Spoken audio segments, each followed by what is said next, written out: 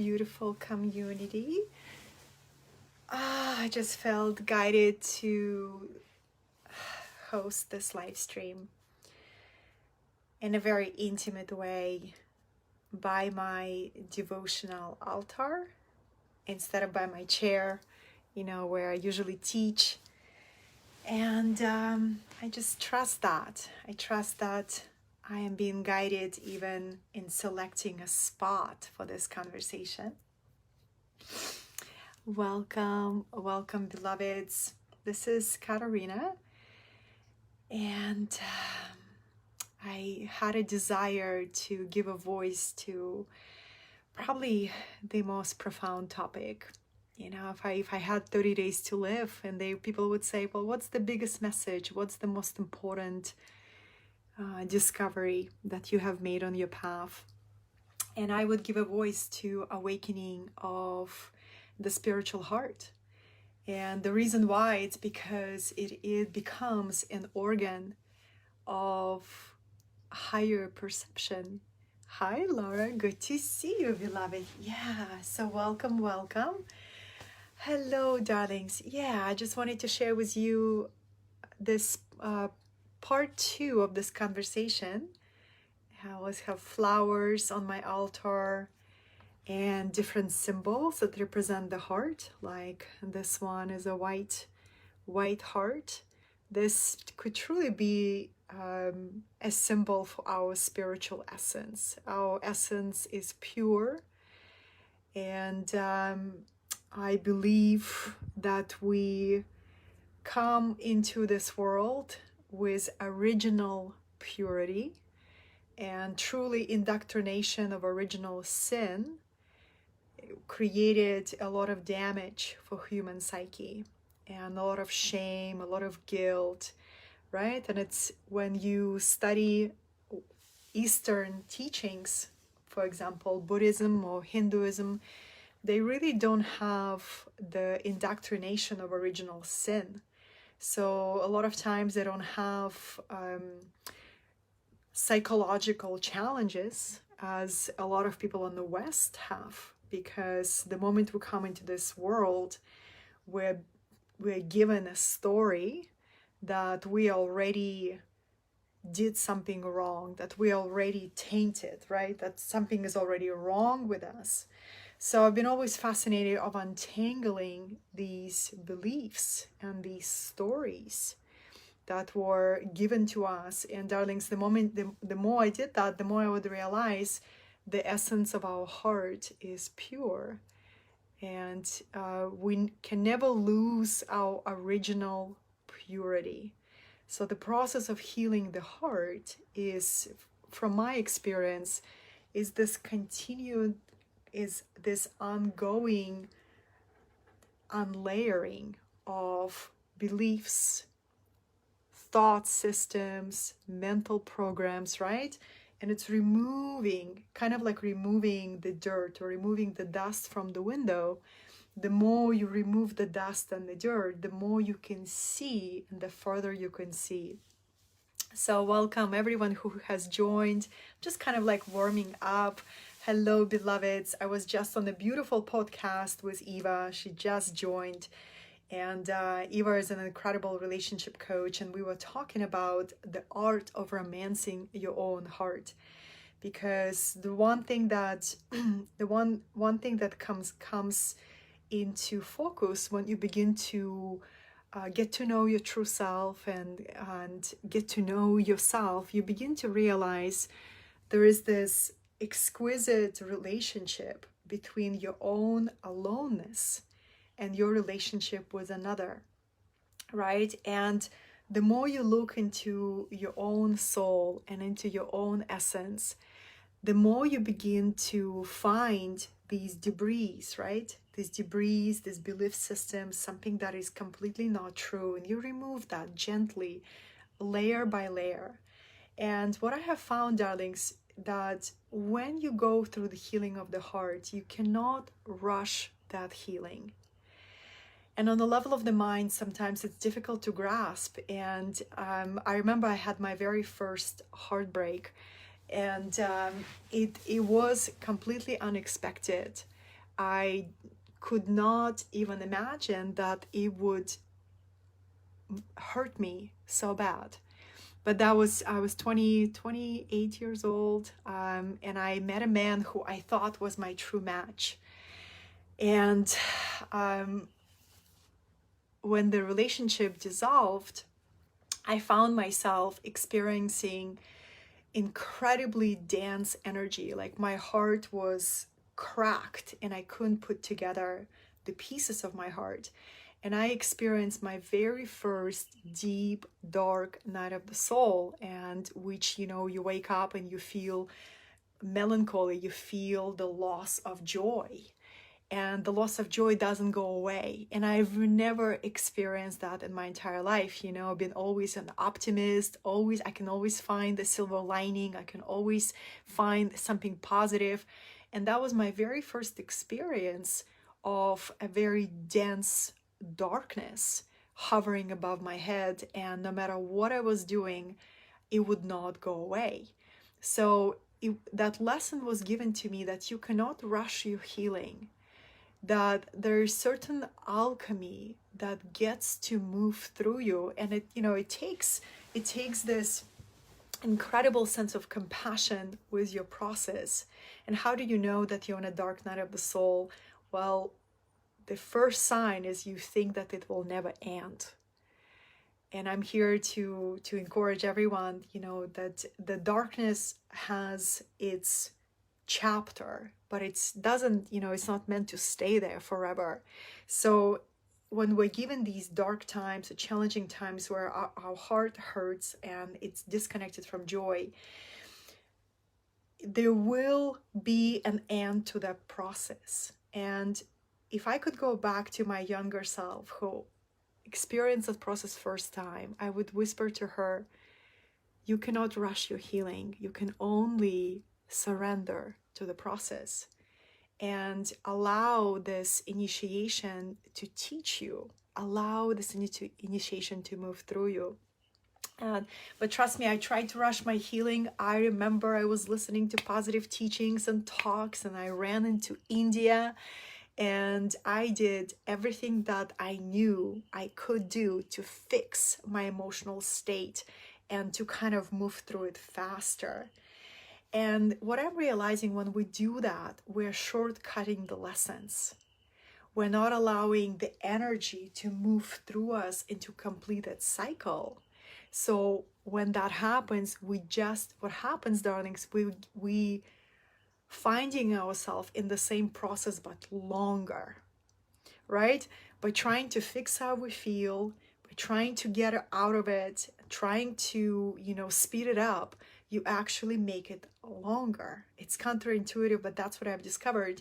So when I was going through my very, very first heartbreak, my healing process took 2 years. And probably because I didn't have awareness, I didn't have many tools, or actually I didn't know how to surrender. That's the real answer. I didn't know how to surrender. I so wanted to be in control of how I think, of how I feel. And when your heart is ready to awaken, control gets to be released. And the mystery comes your way. When you begin to dance with the mystery of life and love, control cannot enter the mystery. Only surrender welcomes grace, and only surrender opens up a new path for you. So this is what I've learned, darlings, is that if you remember that you cannot rush your healing, your heart will take as long as it requires in its infinite wisdom to reorganize itself, to find a new anchoring point, to find a new song.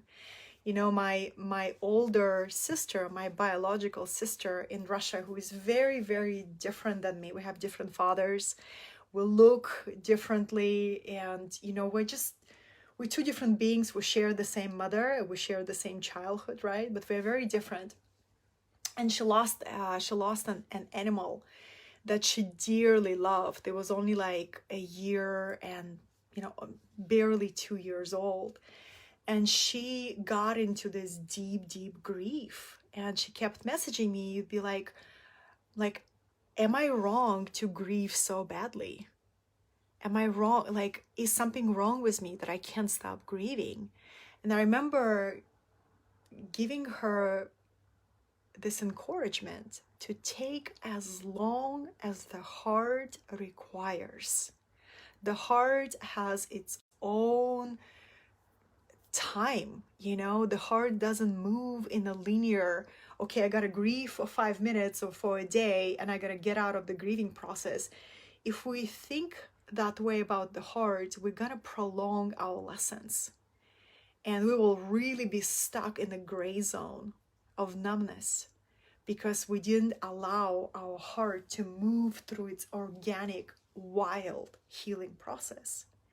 So I remember encouraging my sister. I said, you know, why don't you deepen into your grief? Why don't you see the grief as a sacred teacher that you have not taken any classes with?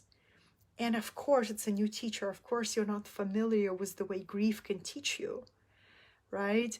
But grief can teach us in the terms of, it can teach us to discover a whole new sense of depth of our soul that is discovered in silence and discovered in stillness, discovered in, you know, I am in the sacred pause, right? So these are profound teachings. This is how the heart teaches us. And when you take that curriculum and you don't rush your healing, but you allow your healing to move through you organically. It's like in the most beautiful journey that at times feels like you're walking through the desert. You know how you know that you're moving through the healing of the heart?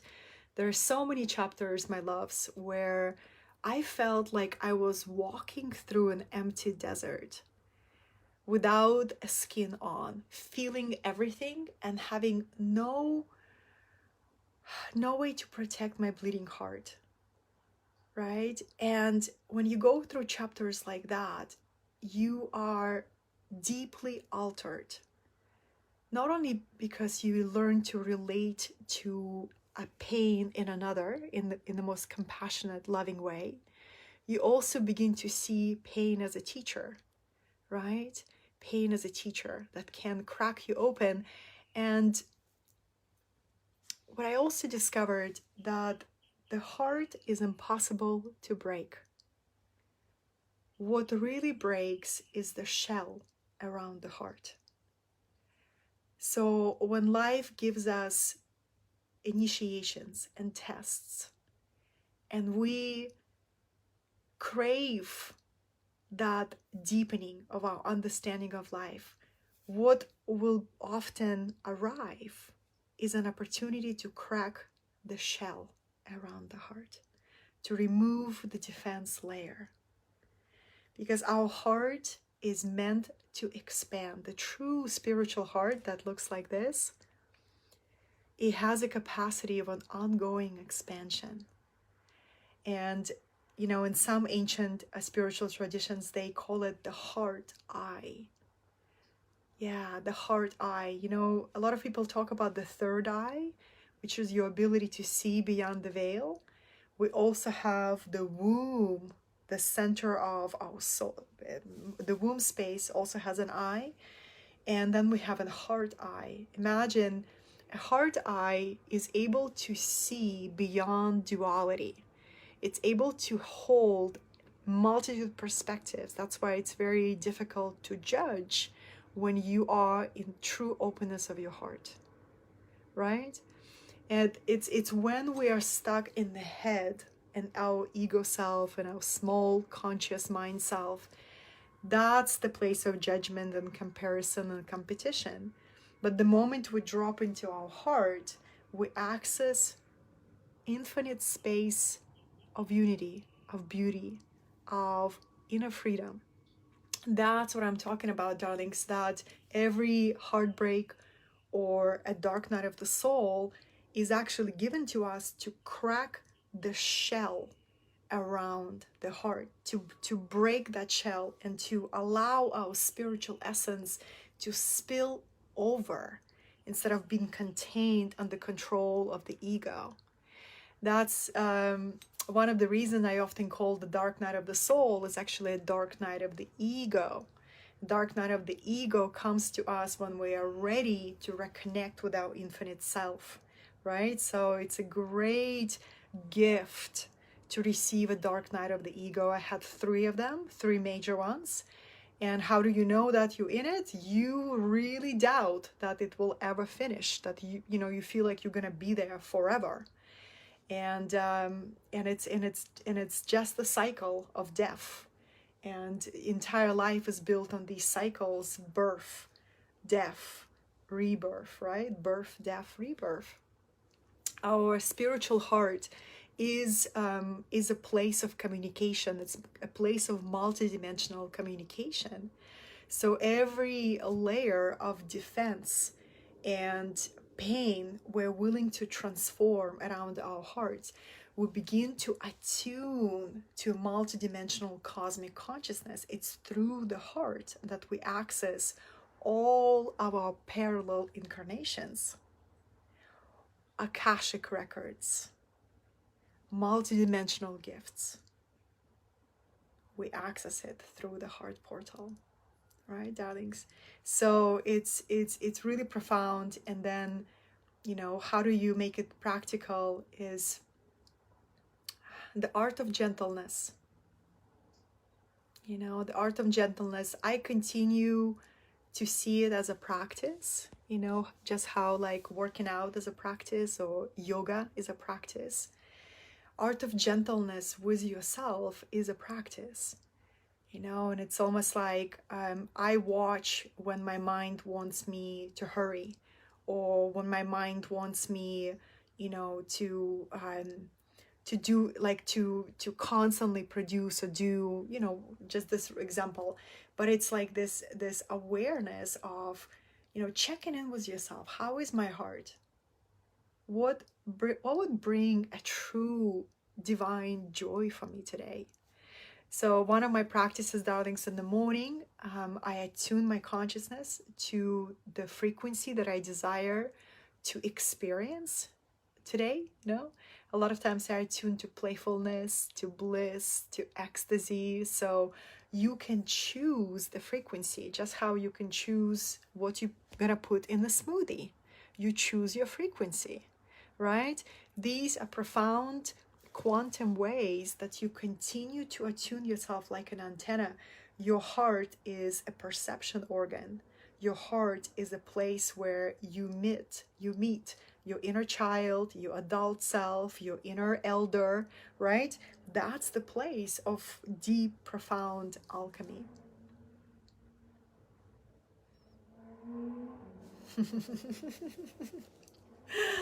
So,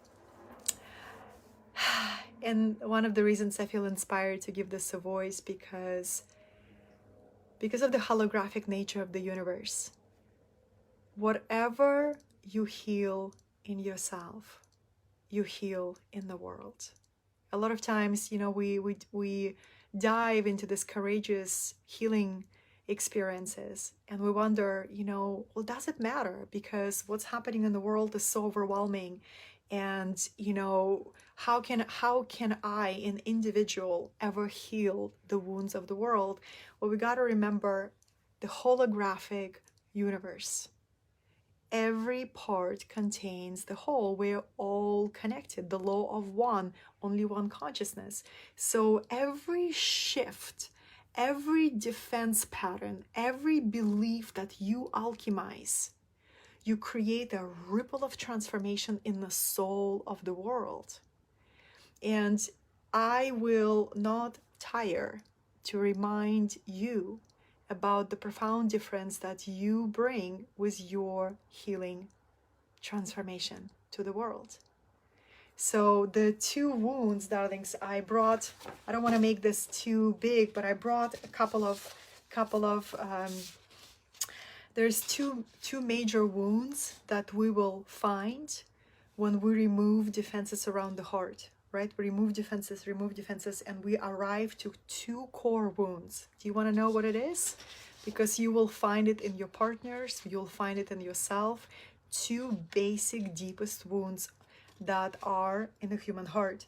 Wound number 1, I am not enough.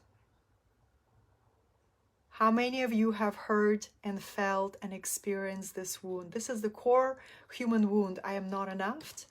The second human wound, I am not loved. I'm not loved as I am.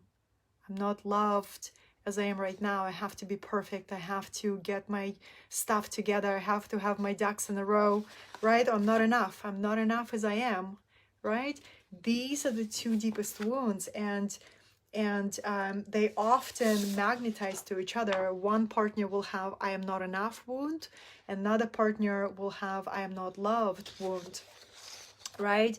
So this art of gentleness, the art of gentleness, when that wound gets triggered, the only way we can heal the wound is by triggering it first, right? So our triggers, our blessings. I wish I had access to this awareness, 20 years ago. But the wound gets triggered, and in the moment where the wound gets activated, the art of gentleness is that healing nectar. Just how, if you had a tiny baby and the baby began to cry, you wouldn't just get like pissed off at the baby, right? You would find your natural impulse would be, how can I comfort this beautiful tiny little being in my hands? The same thing for you and your wound. When your wound of not enough or not I'm not loved gets activated, the art of gentleness is really learning to be with that emotion, be with that old pain, and asking your heart, what do I know that is true? What do I know that is true? And listening to the wisdom of your heart that is filled with original innocence. And you begin to do a courageous work of trauma transmutation. I believe I saw my client Tina joining at this live stream. There is incredible trauma therapists who do profound work in the world, beloveds. One of them is my client Tina, who just joined here. But this profound, brave, courageous work of approaching our wounds with tenderness and transforming the old pain and liberating the original innocence of our heart, so the fullness of our spiritual heart can come online. And then we begin to live from that center more and more and more. And we discharge this indoctrination of original sin, which from my perspective is, really affected Western world psyche. It's feeding the wound. If I already come into this world with original sin, that I'm definitely not enough, and how can I be loved completely? So it's examining every story that was given to you through your parents, through your community, through religion, anything, and asking yourself, what do I know that it's true? And the truth is original purity. We're transforming the stories. We allow the heart to move through its own wild, organic, mysterious healing process. And we're trusting that the heart knows where it guides us. So I hope this served you. This was the part 2 of the Spiritual Heart Awakening series. And to offer you a practical practice to work with this. You can create an altar. Every week, I add something new to my spiritual altar. Altar practice is very, very ancient, where you dedicate a space in your house. It's a kind of like your own sanctuary. And what it does, it gives your mind a reminder. Spend a minute with your heart And you can bring flowers, darlings. I just have a little table in my bedroom where I have these beautiful metaphysical objects that remind me about different spirit guides that I work with. And you see, I often bring flowers to my altar. I have flowers, and I have these beautiful objects that remind me of the purity of original innocence. And you can create a place like that in your house where you begin to spend quality time with your heart. And this practice will bring so many blessings. You will learn, you will begin to relate to others in a completely new way, from the place of inner freedom and spaciousness, and you'll begin dropping expectations and disappointments. You just begin to purge it out of your system, and you begin to relate to others from the place of original innocence, which is very spacious, harmonious, and authentic. Authenticity, for me, the fruit of spiritual awakening is authenticity, where you are more and more at peace, revealing who you truly are. Spiritual awakening is letting go of the masks, mask after mask after mask after mask, right? That we were taught to hide behind. And we're letting go of the mask one by one, and we're realizing the true communion between the souls can only happen when we remove the masks and we're willing to see the original innocence in each other.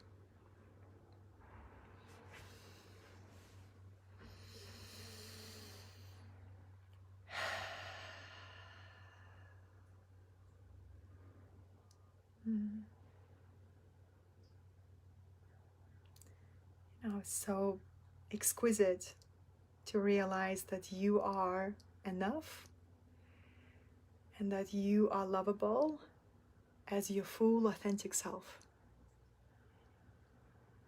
The most profound realization. And then you begin to walk that from the place of embodiment. Embodiment becomes a very popular word right now. So how I understand embodiment is when you embody something, you feel the vibration of the quality that you embody, and then you express it through your choices, through your actions, right? So you feel that spiritual heart. You create the time to feel it, and then you walk your path by considering your heart, right? By really asking your heart, how do you feel about this? How do you feel about that? So very, very profound practice, beloveds. So do not rush your healing, because grief is a part of human experience. Grief is a sacred visitor, and there will be chapters in your life where a loss may come, death may come, and grief will be a part of your journey.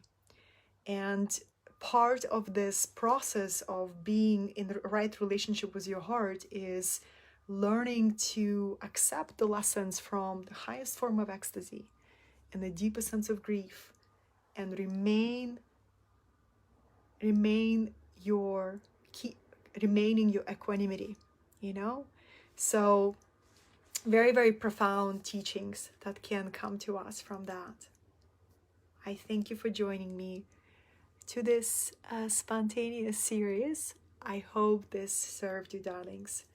May you have a beautiful, beautiful rest of the week, and remember, your original innocence is truth. That nothing can ever taint your original innocence. And the process of healing your heart is dismantling the beliefs and the stories and being very gentle with those core wounds. I love you. Until next. you.